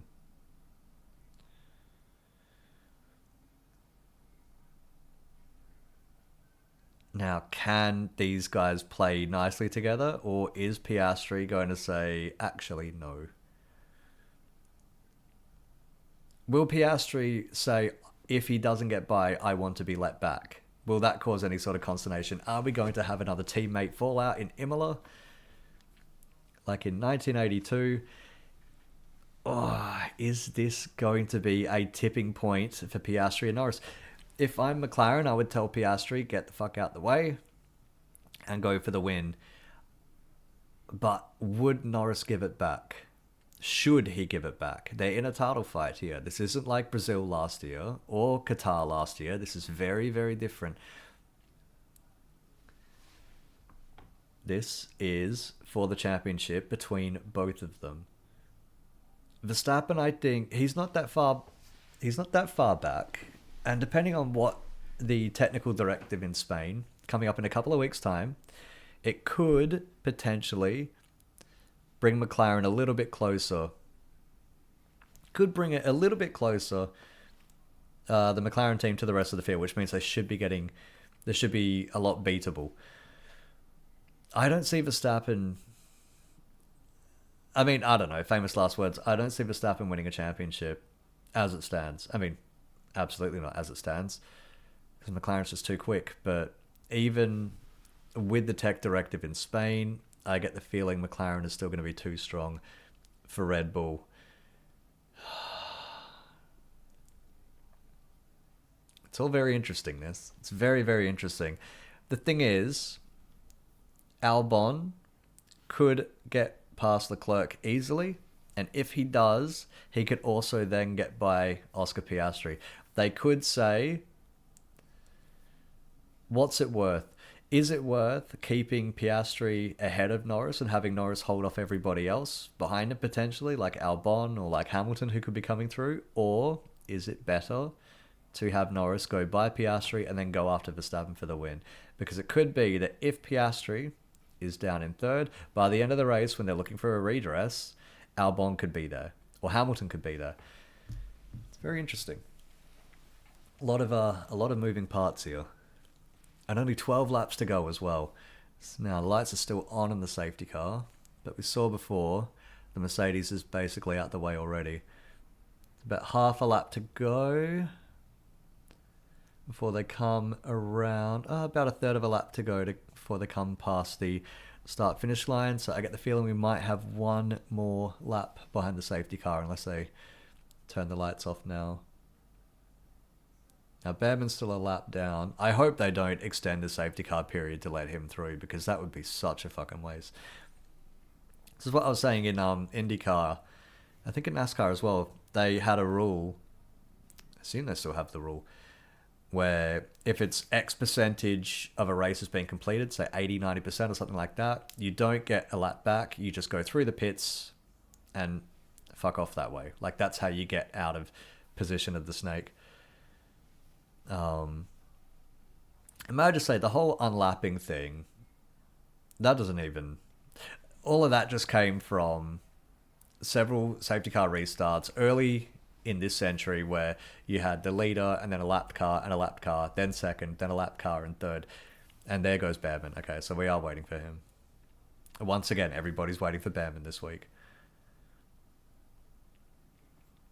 Alright. Well, at the very least, I think he will get a little bit ahead, and then they'll just restart at the end of this lap, I think.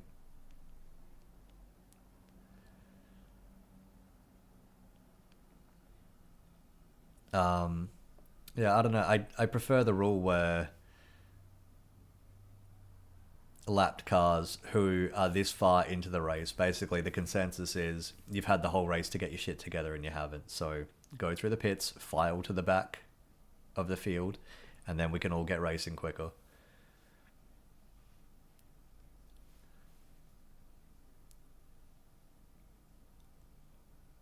It's that 400 races for Red Bull, 600 races I think for Sauber as well this weekend.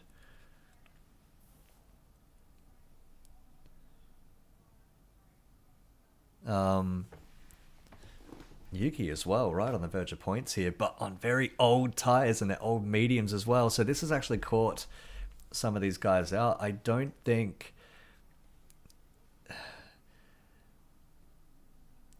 Yeah, Lewis Hamilton saying that they're wasting laps. Yes, they are. Yes, they are.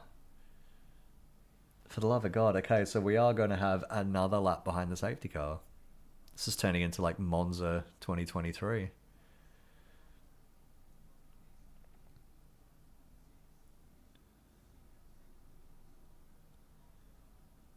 So this isn't anything to do with Bam, and apparently it's Antonelli's car needs to be extricated to a safer space or something.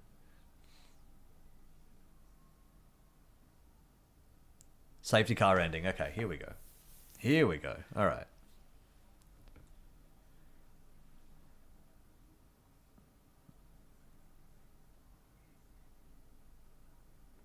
So, 10 laps to go at the end of this. Verstappen, Piastri, Norris, Leclerc, Albon, Russell, Hamilton, Sainz, Hadjar, Hulkenberg. Right on the edge of the points in 11th is Tsunoda, Gasly, Lawson, Alonso, Stroll, Colapinto, Bortoleto, Behrman, Antonelli and Ocon have both stopped. Now, what do we think is going to happen? Get the feeling the soft tyre would have lasted this stint.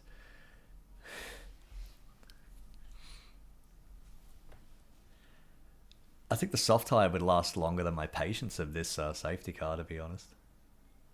Now, the interesting thing is, what do McLaren do? Do they let Norris go after Verstappen? If they do, can Norris get him? Or will Verstappen hold him off? Will there be a redress if he doesn't get by him?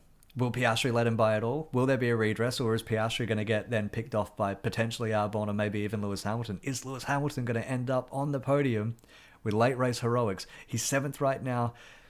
Oh, he's going to have to pass some cars if he's going to do that. It would be a fairy tale way to welcome him to Ferrari in Italy, at least. It's the kind of thing that we've seen out of Lewis Hamilton in the past, a little bit of magic. Could be a bit of a tall order, though. So here we go. Verstappen really holding up the field here. He's going to try gunning it in the middle of the corner, and there he goes. And go. Now, what is Piastri doing? He's looking in his mirror. Verstappen with a decent jump on Piastri, which you'd expect because Piastri does not have the tyres to hang with him at all. Oh, Leclerc's having a look at Norris. So Piastri's not going to let him go. Surely he's not going to, or he should have done it by now. Massive mistake there. If I'm McLaren, I'd be telling Piastri, that's your chance. Oh, I'd just be telling Piastri, this is the chance that the team could get a win. It's not going to let him do it. What if Piastri's saying, okay, he could earn it? Oh, Albon on Leclerc. Leclerc's really going to have to make some moves because his tyres are old. Albon's on 6-lap-old tyres, but really there are only a couple of laps of competitive wear on them. Tsunoda up to 10th. Sauber has been right on the verge of getting points all race, and they just keep getting chucked out of it.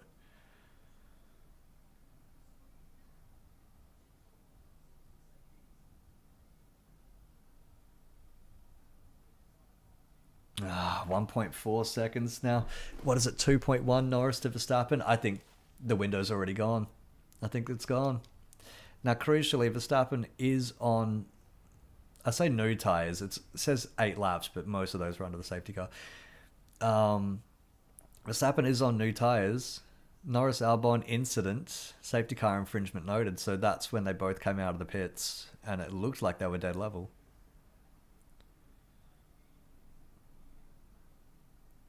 So DRS enabled, Norris within DRS of Piastri. Let's see what he does.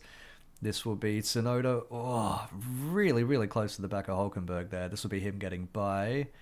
So Hulk sends it just a little bit too wide. Yeah. And then Tsunoda picks it up. Good work, Yuki. At the very least, he could get a point. That was a big, big mess out of him yesterday in qualifying. Big crash. Could have been the biggest crash of the day until Colton Herter threw it into the wall twice at Indy. 2 wall hits off the same crash is pretty fucking impressive. In a terrifying kind of way. Verstappen 2.2 now over Piastri. McLaren have fucked this. They've totally fucked it. Either Oscar wasn't playing ball or McLaren have their papaya rules dicklessness has fucked them. Now, Norris does have DRS, so how hard is Piastri going to push him here? Looks like Norris is keeping close-ish, but Piastri really looks like he's taking a lot out of these tyres here, doesn't he? I mean, running under a safety car has helped these tyres to get to the end because they're not getting pushed. Maybe the temperature comes down just a little bit more than they need. It's going to bring the temperatures down out of the tyres midway through a stint. It just helps them last just that little bit longer. Hamilton and Russell. Russell again on old tyres. So Hamilton's having a look. Albon hasn't been able to clear Leclerc either. So these guys that have stopped, nobody's been able to make the moves yet. In fact, the only move really that's been made is Tsunoda, and that's on old tyres.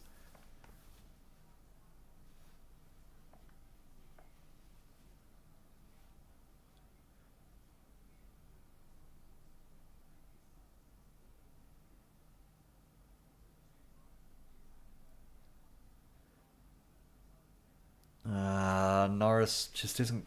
He's not close enough to make this move. At least not in this lap. Hamilton looks like he's about to go for it on George Russell, and there he goes. Easy. Good pass, Lewis. See, that's the complete opposite of what he did earlier in the race when he's looking at his old Mercedes and he can't get by it. Now he's looking at his old teammate and he blasts by him. Hamilton's day tends to get better, at least in half of the races so far this year. If his qualifying stinks or his race start stinks, he'll just stick in there, and he tends to, second half of the race, have things come his way. And I don't mean just fall to him. He earns part of it, at least. It's fortuitous safety car, for sure, but he is making the most of it, which is why he's won all the championships that he has, because that's the kind of guy that he is. Piastri now 4 seconds behind Verstappen. Stick a fork in this goose. It's cooked.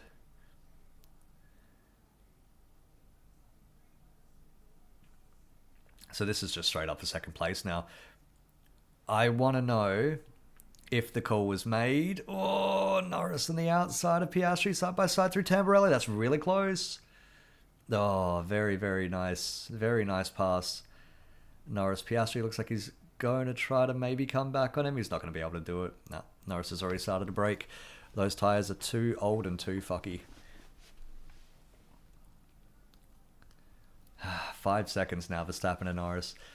I mean, I don't know if it could have been done. I don't know if it could have been done that Norris, if he was let go immediately, and of course the risk of that is that Piastri could then also get swallowed up by the pack. If Norris could have been let go into maybe Tamburello, maybe Norris could have done something about Verstappen. Maybe. It's a lot of caveats there. So replay of Norris. Yeah, you could just see with the DRS as well, the sheer run-up that he's got there. So side by side. Oh, that's really close. That's really close. Piastri on the curb as well. I don't think they even touched. There's really not a lot of room there, though. Just about got away with that. Now here's Albon with Leclerc. Oh, just can't quite get it done. Albon's on the move, though, I tell you. He's really feeling it. He's been very racy so far this year. It's been very good to see. He had a very didn't have a great year last year, but it's been a lot better this year.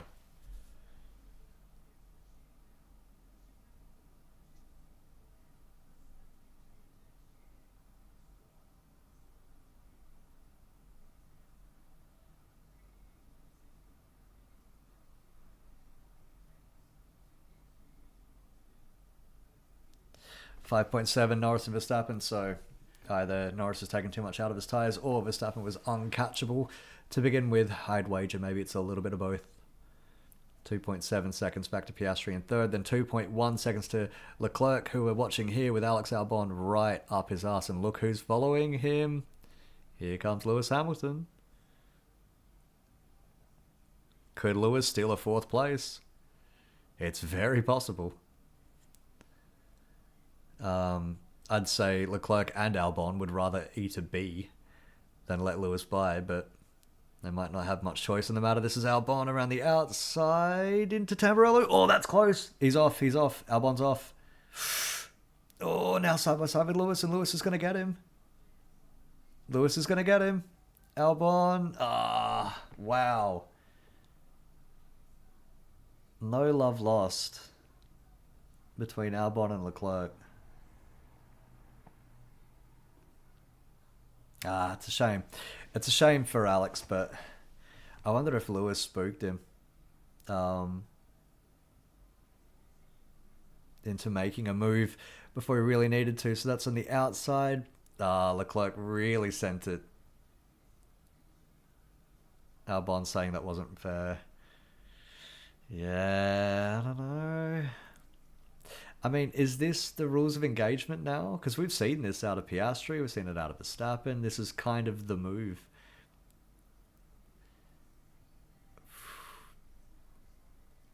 They were side by side. See, the thing is, they've written the rules.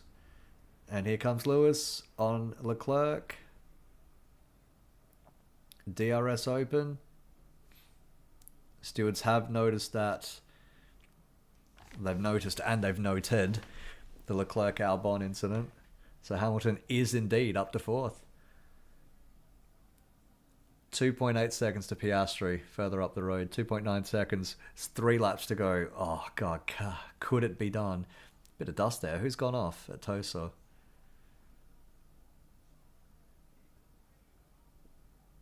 Who would that have been? Maybe Piastri?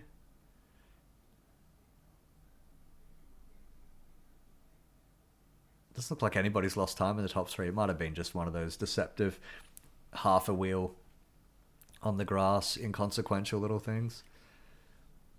So Albon right back with Leclerc now. Ironically, trying to get his 5th place back. Because Lewis has indeed jumped both of them. Just looking down the field, Alonso is right on the verge of getting back into the points here.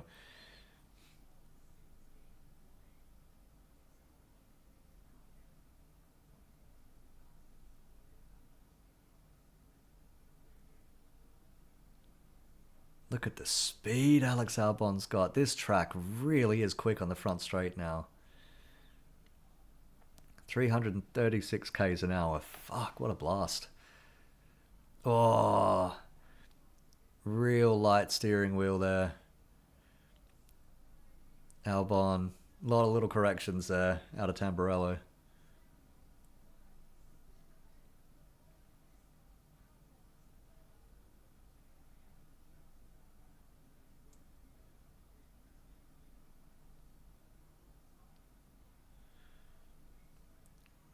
Albon now 0.4 seconds back. So who else is having a good fight? So Verstappen is ahead 6.5 seconds from Norris, 5.5 seconds back to Piastri, then 2 seconds to Hamilton.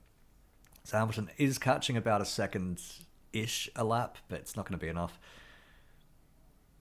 Then Leclerc, Albon, Russell about 2 seconds behind these guys. Sainz 0.8. So here we go. George Russell's actually got a little bit of a train behind him, Sainz and Hadjar, and then it's Tsunoda with Alonso right behind him. So still a couple of positions up for grabs here as we go into the final lap. Under investigation, Leclerc and Albon. Oh, here we go. So that would be a penalty for Leclerc, surely, if it's forcing another driver off the track. Albon past Leclerc. He's going to be fucking sour about that. Because Hamilton got by the both of them out of that move. That would have been just dang uncomfortable going over the gravel like that. Yeah. Leclerc's fucking losing it on the radio. Not a good day for him. Not a good day. The strategy didn't work. It's finishing behind Hamilton. None of this shit's working. um,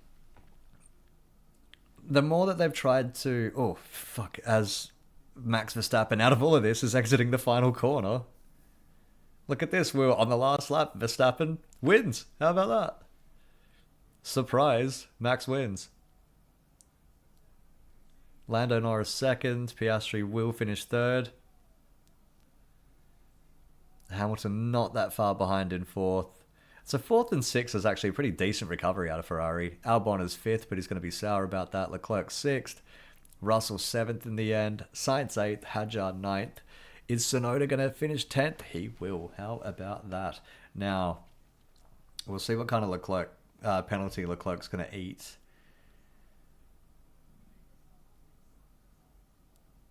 If it's a 5-second penalty, that would put him back to ninth place.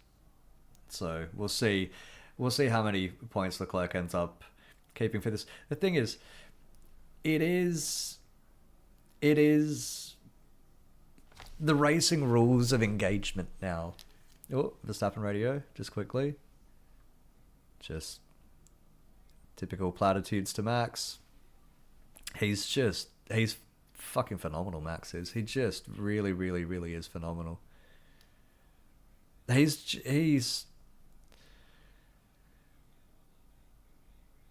brilliant, and he's driving as good now as he ever has. He's one of the most impressive drivers I have ever seen. And we've been watching him for more than 10 years now since his debut. He just keeps getting better and better. He is phenomenal. Absolutely phenomenal. I can't...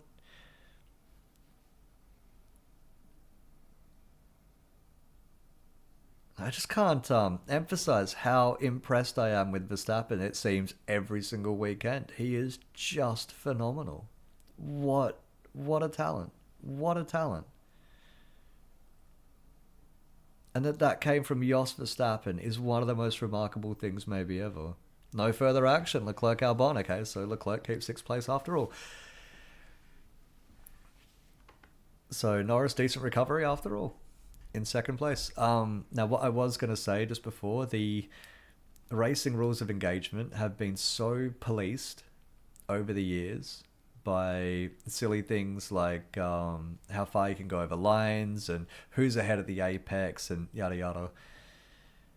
And now we're ending up with this, where they've got a racing rule of engagement which can be exploited. That is, you can quite easily force another driver off the track and nothing will happen.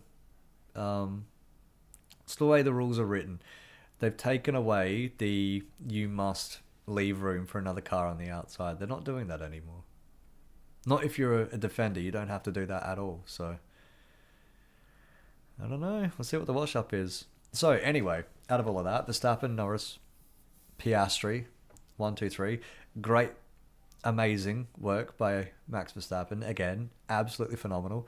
Norris, a good recovery for Norris. 2nd place. Again, fortuitous with the VSC and then the safety car after that. But Verstappen and Norris both did the one stop and they both made it work.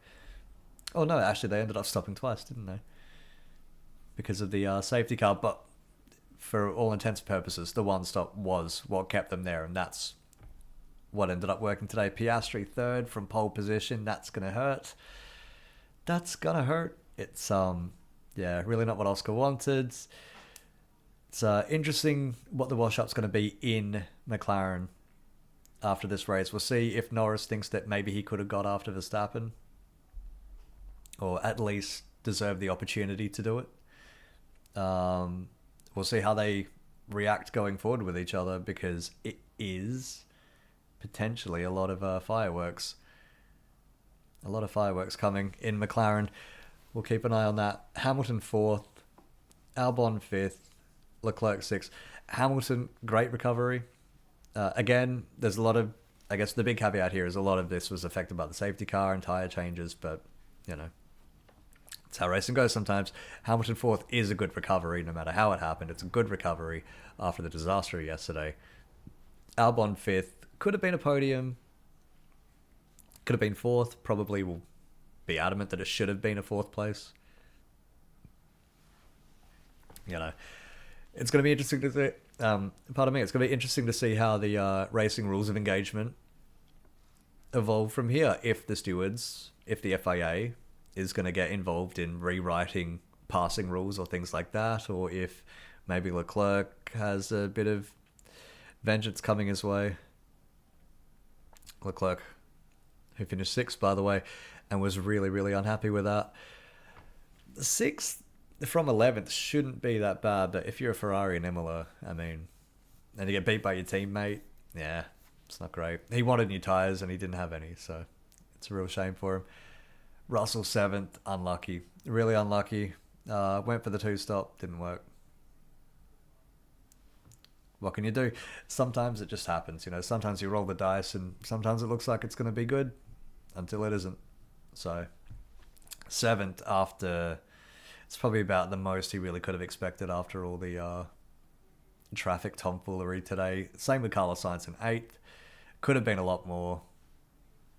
You know, woulda, coulda, shoulda, didn't. But still decent points for Williams. 9th, Hadjar. Hadjar, again, is doing very, very well. Beat Yuki Tsunoda home.